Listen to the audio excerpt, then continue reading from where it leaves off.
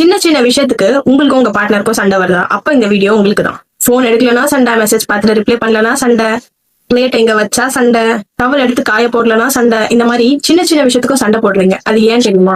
ஏன்னா நீங்க அவங்களோட இமோஷனல் நீட்ஸை ஃபில் பண்ணல அப்படின்னா இந்த மாதிரி குட்டி குட்டி விஷயத்துக்கு உங்க பார்ட்னர் உங்க கூட சண்டை போடுவாங்க.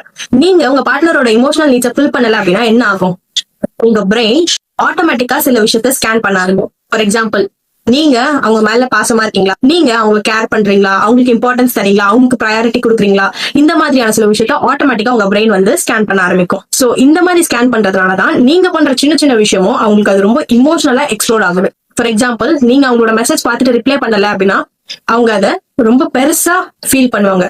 நீங்க அவங்களை ரிஜெக்ட் பண்றீங்க, நீங்க அவங்களை வந்து டிஸ்ரெஸ்பெக்ட் பண்றீங்க, இந்த மாதிரி ரொம்ப இமோஷனலா அவங்க அதை டேக் ஓவர் பண்ணுவாங்க.